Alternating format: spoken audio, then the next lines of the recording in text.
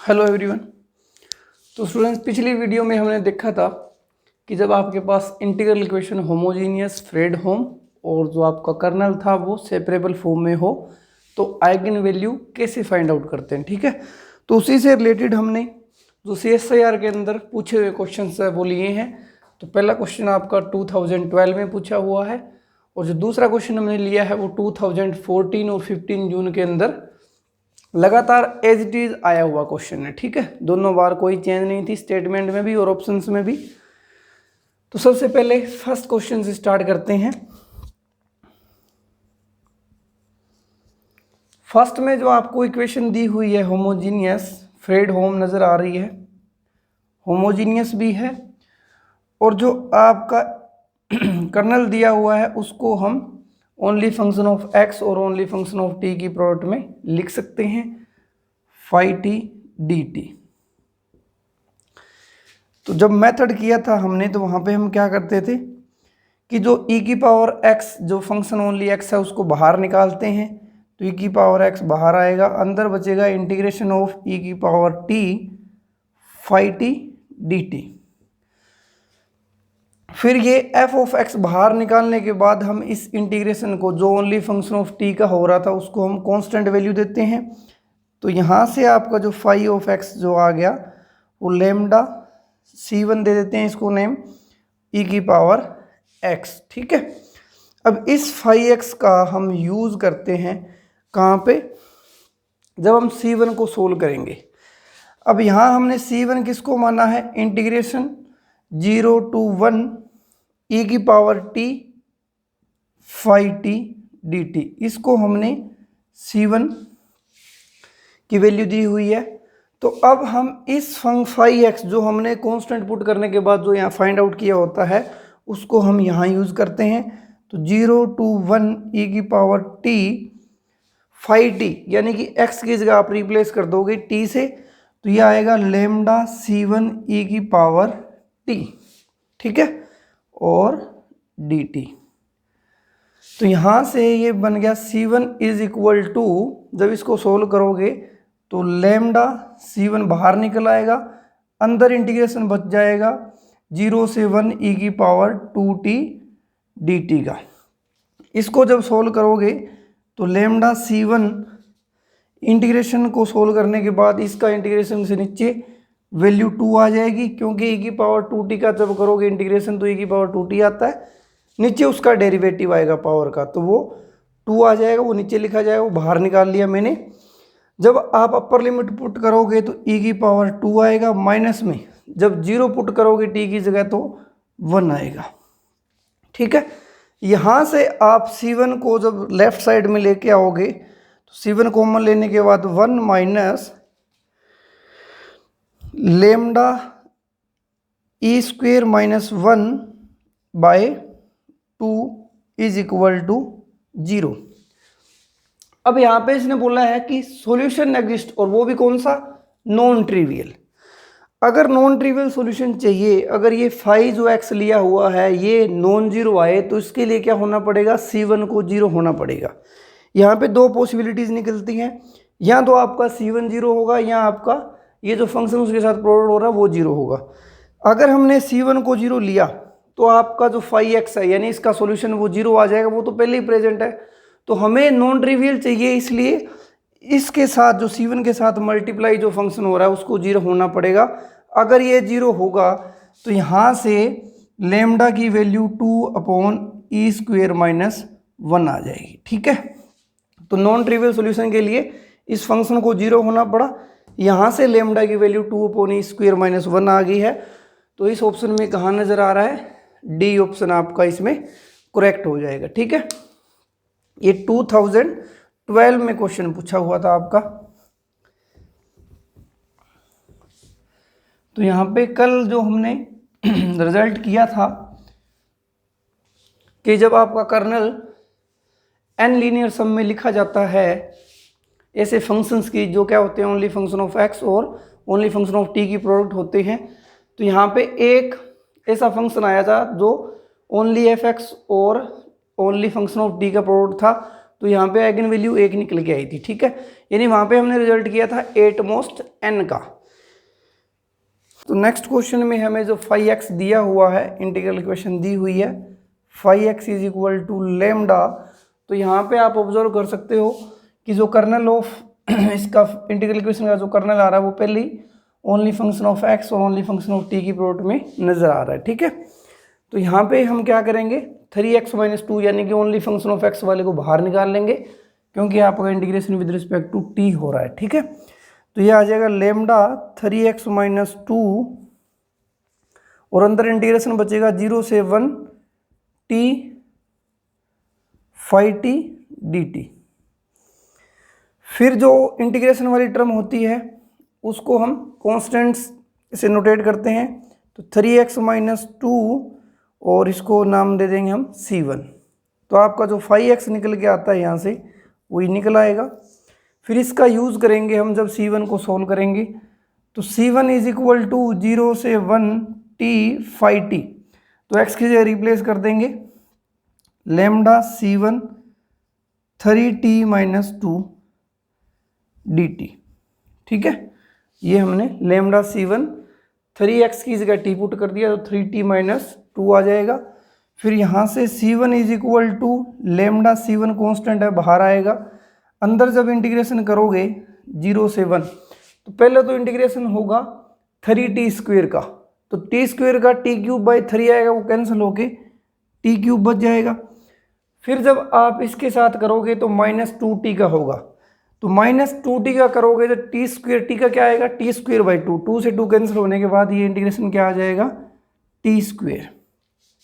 तो यहाँ पे आप देख सकते हो c1 इज इक्वल टू इस इंटीग्रेशन की वैल्यू अगर 1 पुट करोगे तो भी 0 आएगी, 0 पुट करोगे तो 0 आएगी। यानी कि यहाँ से आपको c1 0 मिल गया, यानी कि लेमडा आपको यहाँ से फाइंड आउट नहीं हुआ। तो c1 जब 0 पुट करोगे यहाँ पे तो 5x इज इक्वल टू 0 ही आएगा। यानी कि इस इंटीग्रल इक्वेशन के लिए ओनली 0 सॉल्यूशन ही एग्जिस्ट करेगा।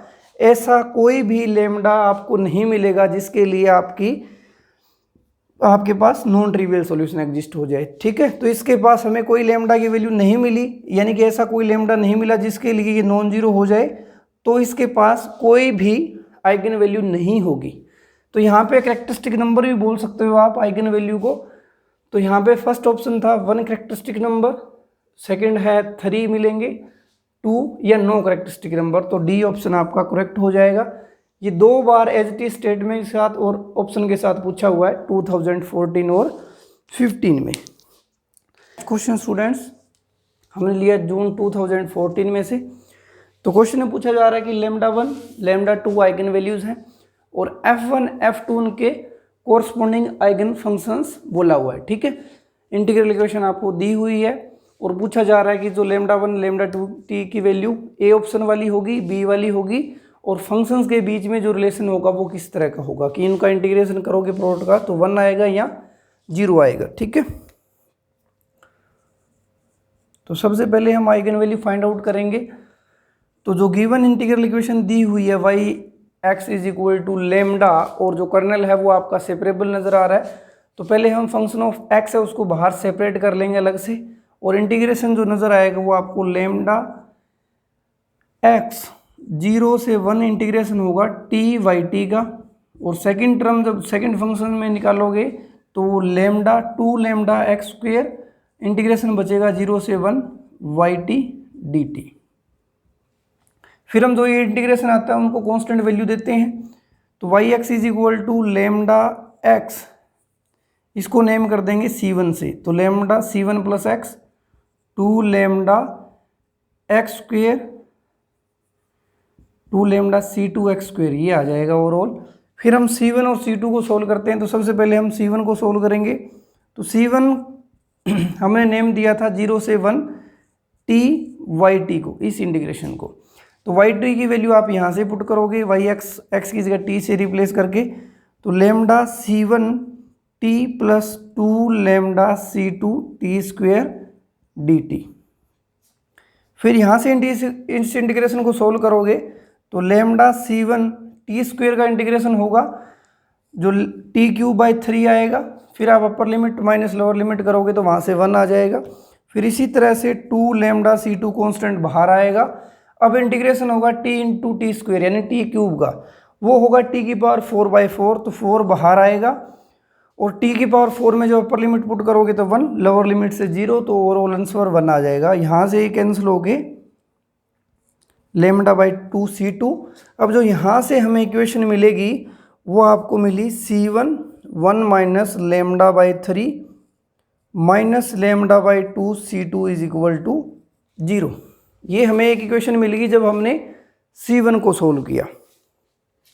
फिर इसी तरह से हम C2 को सोल्व करेंगे। C2 की वैल्यू थी 0 से 1 इंटीग्रेशन YT का, Y की वैल्यू हम यहाँ से पुट करेंगे तो lambda C1T plus 2 lambda C2T square dt। इस इंटीग्रेशन को सोल्व करोगे तो लेमडा C1T का इंटीग्रेशन होता है टी स्क्वेयर बाई 2, वहाँ से 2 नीचे आ जाएगा और टी स्क्वेयर का अपर लिमिट 1, लोअर लिमिट 0, तो ओवरऑल आंसर 1। फिर 2 लेमडा C2 बाहर निकलेगा, टी स्क्वेयर का जो इंटीग्रेशन होगा वो टी क्यूब बाई 3 आएगा। टी क्यूब का जब अपर लिमिट से 1 और लोअर लिमिट से 0, तो ओवरऑल आंसर 1 आएगा। यहाँ से जो इक्वेशन मिली वो आपको lambda C1 by 2 plus C2 1 minus 2 lambda by 3 is equal to 0। ये हमारे पास दो इक्वेशन मिल गई। इसको बी नेम कर देते हैं, जो फर्स्ट आई थी उसको ए से नोटेट कर देते हैं। अब इन दोनों को जब रिप्रेजेंट करोगे मैट्रिक्स फॉर्म में, तो जो फर्स्ट है यहाँ से 1 माइनस लेमडा बाई 3 C1 का कोफिशिएंट है और माइनस लेमडा बाई 2 आपका C2 का कोफिशिएंट है। इसी तरह से यहाँ पे C1 का कोफिशिएंट लेमडा बाई 2 है, माइनस लेमडा बाई 2, और 1 minus 2 lambda by 3 C1 C2 is equal to 0 0। अब हमें आइगन वैल्यू चाहिए तो हमें इसका नॉन जीरो होना ज़रूरी है। अगर हम होमोजीनियस मैट्रिक्स की बात करें तो वहाँ पे ये नॉन जीरो तभी आता है जब इसका डिटरमिनेंट 0 हो जाए। तो इसका डिटरमिनेंट 0 पुट करेंगे आइगन वैल्यू निकालने के लिए, ठीक है। तो यहाँ से ये आएगा 1 minus lambda by 3, 1 minus 2 lambda by 3 minus lambda square by 4 is equal to 0। यहाँ से जब इसको सोल्व करोगे तो overall 1 minus 2 lambda by 3 minus lambda by 3, यानी कि माइनस 3 लेमडा बाई 3 बचेगा, तो माइनस का कितना हो जाएगा, यहाँ से माइनस का लेमडा बचेगा, क्योंकि 1 यहाँ से करोगे तो माइनस 2 लेमडा बाई 3 आएगा, माइनस लेमडा बाई 3 की 1 के साथ होगी, दोनों को ऐड करोगे तो माइनस 3 लेमडा बाई 3 होगा, 3 से 3 कैंसिल, माइनस लेमडा, ठीक है। और फिर आएगा ये प्लस 2 लेमडा स्क्वेयर बाई 9। जब इन दोनों की मल्टीप्लाई करोगे तो 2 लेमडा स्क्वेयर बाई 9 आ जाएगा और minus lambda square by 4 is equal to 0। ये आपको मिलेगा 36 माइनस 36 लेमडा और यहाँ से 8 lambda square minus 9 lambda square, यानी कि माइनस का लेमडा स्क्वेयर। ओवरऑल आपके पास ये आने वाला है इज इक्वल टू 0।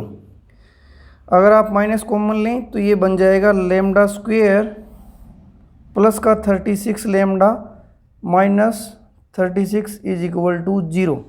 यहाँ से अब जब रूट निकालोगे b square minus b plus minus फॉर्मूले से, क्वाड्रेटिक रूल से, तो ये आपको मिलेगा माइनस 36 आएगा। तो ये आएगा minus 36 plus minus under root b square यानी 36 का whole square minus 4 into a c होता है, तो माइनस माइनस प्लस हो जाएगा 36। इसको एक बार रफ कर लेते हैं, 1 माइनस लेमडा आ रहा है ये, तो ये माइनस 4ac करोगे तो 4 इंटू 36 बच जाएगा और नीचे 2 आएगा। तो यहाँ से आप देख पा रहे हो जब डायरेक्टली इससे डिवाइड करोगे तो ये तो आने वाला है नहीं, -18 वाला ही आएगा। इसको भी आप सोल्व करके देख सकते हो। जब 36 दोनों ये कॉमन लोगे तो वहाँ से आपका हो जाएगा, ठीक है। तो यहाँ से हमें आइडिया मिल गया। अब हमारे पास आइगन वैल्यू वाला काम तो हो गया कि आइगन वैल्यू तो हमें मिल चुकी, और आइगन वैल्यू आप नोट आउट कर पा रहे हो कि दोनों की दोनों आइगन वैल्यू डिस्टिंक्ट है। तो यहाँ पे डिस्टिंक्ट आइगन वैल्यू के लिए रिजल्ट मिलता है जो हमें याद रखना है कि जब आपकी दोनों की दोनों या जितनी भी आइगन वैल्यू निकालते हो अगर डिस्टिंक्ट होती हैं तो उनका डिस्टिंक्ट आइगन वैल्यू के कोरस्पोंडिंग जो आइगन फंक्शंस होते हैं वो एक दूसरे के ऑर्थोगोनल होते हैं। यानी कि अगर आप लेते हो λ1 λ2 आइगन वैल्यू और उनके कोरस्पोंडिंग f1 और f2, ये दोनों के दोनों क्या हैं, डिस्टिंक्ट। तो आपने जो रिजल्ट याद रखना है वो रहेगा कि इन दोनों की प्रोडक्ट करोगे और उसका इंटीग्रेशन करोगे, यानी कि ऑर्थोगोनल होंगे एक दूसरे के, ये orthogonal each other in domain in the domain of integral equation. Integral equation की जो डोमेन होगी उसके अंदर ये क्या होगा, आपस में ये ऑर्थोगोनल होंगे। मीन्स हमें रेंज दी हुई है 0 से 1, सॉरी डोमेन आपको 0 से 1 ही दे रखी है ना, टी की लिमिट 0 से 1 ही जा रही है। तो 5f1 और f2 क्योंकि यहाँ पे आइगन वैल्यू दोनों की दोनों डिस्टिंक्ट है तो ये रिजल्ट काम करेगा, ऑर्थोगोनल होंगे। तो ये क्या आएगा, 0। ऑर्थोगोनल की ये कंडीशन होती है कि दोनों का इंटीग्रेशन करो और उस प्रोडक्ट का दोनों की प्रोडक्ट करके इंटीग्रेशन करोगे इंटीग्रल इक्वेशंस की लिमिट लेकर के, तो वो क्या आए, 0। तो ये आपको कंडीशन याद रखनी है। तो ये आपका ऑप्शन नेगलेक्ट हो गया, ये ट्रू होगा, ठीक है। ये 2-3 बार क्वेश्चन आया हुआ है इसी टाइप का कि आपसे पूछा जाता है कि आइगन वैल्यू के कोरस्पोंडिंग कि अगर दोनों की सेम है फिर कोई ज़रूरी नहीं है, अगर दोनों आइगन वैल्यू सेम आ जाती है फिर कोई ज़रूरी नहीं है, लेकिन अगर दोनों आइगन वैल्यू डिस्टिंक्ट है तो उनके कोरस्पोंडिंग जो फंक्शन निकलेंगे वो एक दूसरे के क्या होते हैं, ऑर्थोगोनल। ऑर्थोगोनलिटी ऐसे चेक करते हो। तो ये रिजल्ट बन गया जो आपने ध्यान रखना है।